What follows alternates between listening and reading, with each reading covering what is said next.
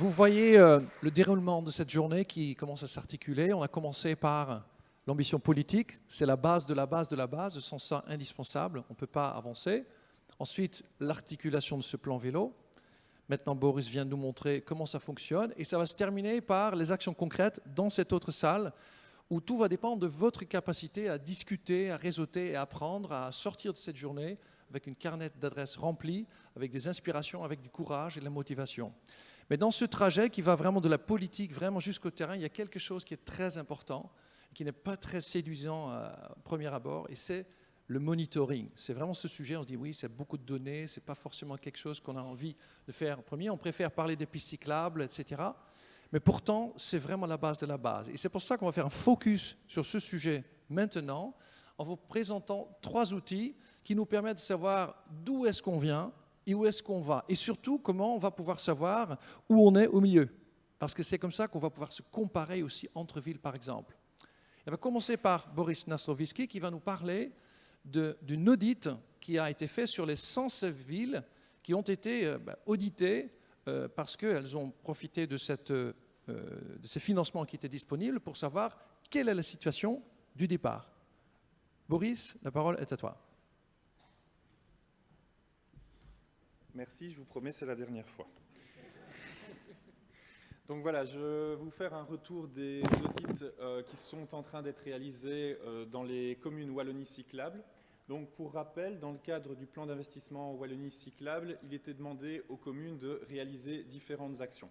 Il a été demandé notamment la mise en place d'une commission vélo, la réalisation aussi de comptages avant-après travaux et également la réalisation d'un audit de la politique cyclable.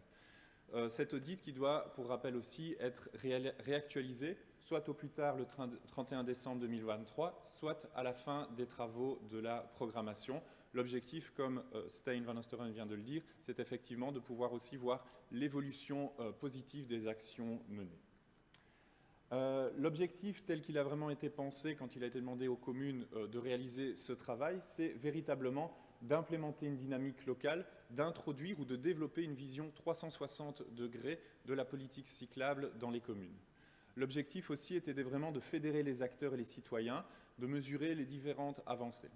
J'insiste sur un point, quelque chose qui n'était pas du tout un objectif et qui reste de toute façon pas un objectif de ces audits, c'est de faire une évaluation par contre ici entre les communes. Pour cela, il y a le baromètre du GRAC que Luc Goffinet va vous présenter. Donc ça, ce n'était pas l'objectif qui était demandé par les régions wallonnes. Tout d'abord, pour plusieurs raisons. La première, c'est que ce sont 116 communes qui vont réaliser ce travail. L'ensemble des communes wallonnes n'est pas concerné. Et également, car, comme vous l'avez pu voir dans la circulaire, ce travail d'audit est réalisé par différents bureaux d'études, chaque bureau d'études ayant aussi sa propre méthodologie. Donc, difficile de les comparer aussi entre eux.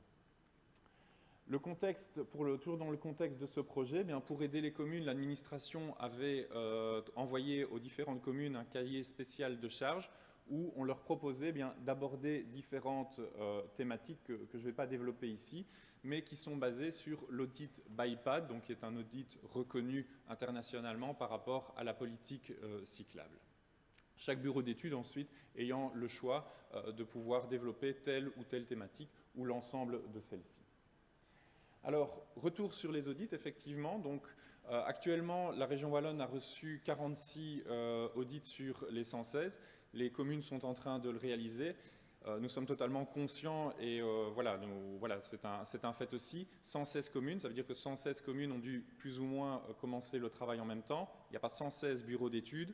Et donc, ce qui fait aussi que certaines communes sont juste en train de commencer la réalisation de ces audits.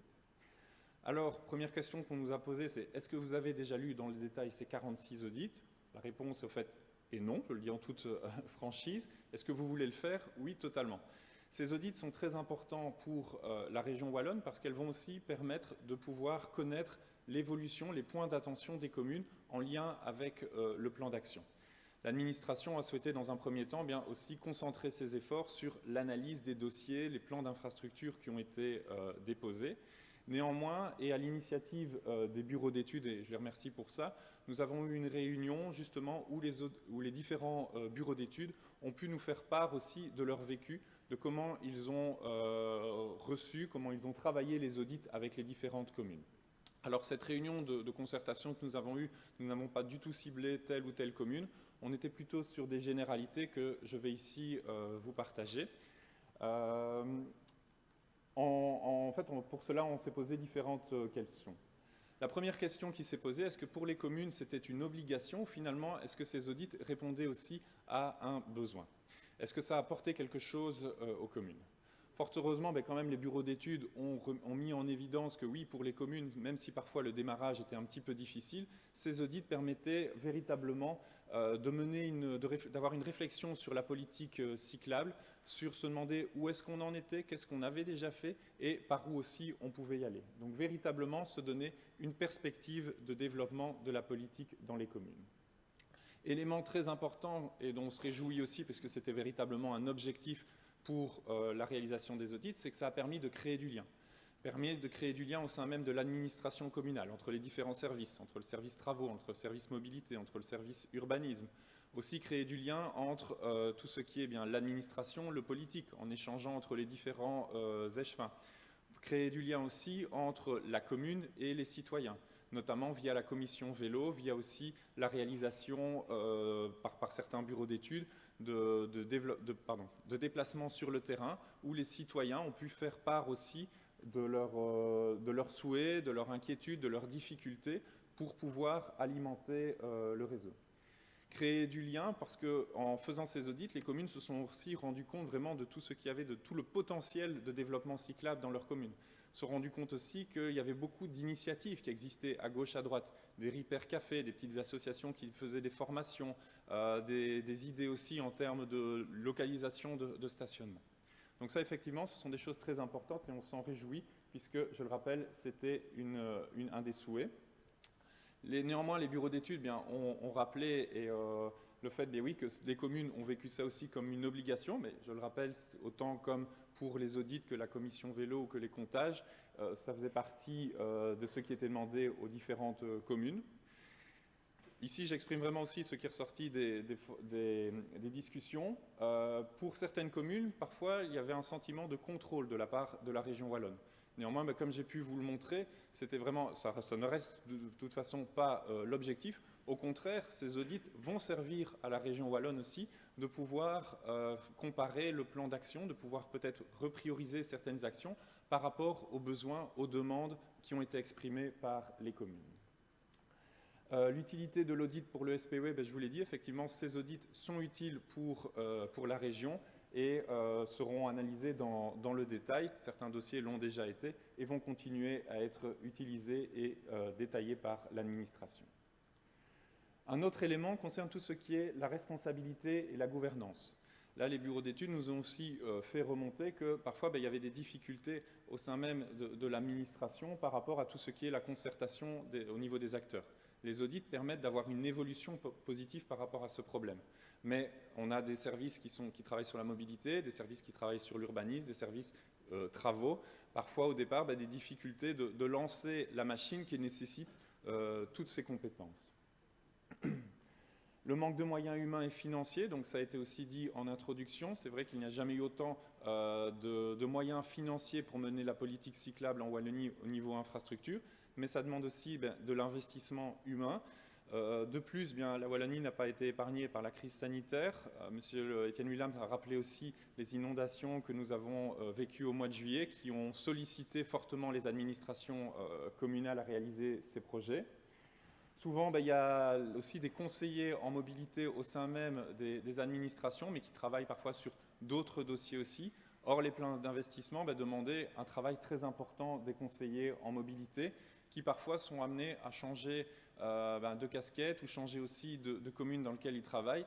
Et donc, pouvoir recruter un conseiller en mobilité pour pouvoir relancer la dynamique locale est quelque chose qui n'est pas toujours très évident à relancer.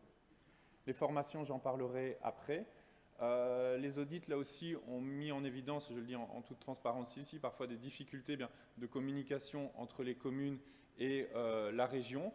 Néanmoins, comme j'ai pu vous le montrer, comme aussi M. Williams l'a rappelé, de plus en plus de moyens sont mis en place, de plus en plus de transversalité est mise au sein même de l'administration, mais aussi entre la région wallonne et les autres échelles du territoire. Et nous ne pouvons qu'espérer que, voilà, là où les communes ont rencontré des difficultés, que ces problèmes se résolvent très rapidement à l'avenir. Alors quelque chose, mais ça je laisserai Stijn van Osteren dans sa plénière de cet après-midi en parler. Eh bien oui, on a entendu aussi dans le cadre des audits, la Wallonie c'est pas Bruxelles, le milieu rural c'est pas le milieu urbain, la politique cyclable c'est un peu la cerise sur le gâteau. Voilà, ce sont des choses aussi sur lesquelles l'objectif c'est de travailler, véritablement faire en sorte que la politique cyclable soit bien intégrée en termes de mobilité. Au niveau des infrastructures, une difficulté aussi parfois des communes vraiment d'avoir une vision claire de leur réseau structurant.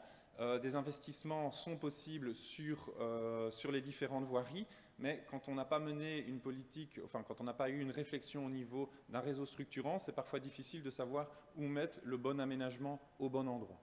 Les communes qui ont réalisé des plans communaux de mobilité assez récents ou qui ont travaillé aussi dans le cadre de leur introduction de leur dossier à cette réflexion sur le réseau, ont eu plus de facilité à proposer les aménagements, mais là où ce travail n'avait pas été fait, des difficultés à vraiment choisir les aménagements à réaliser.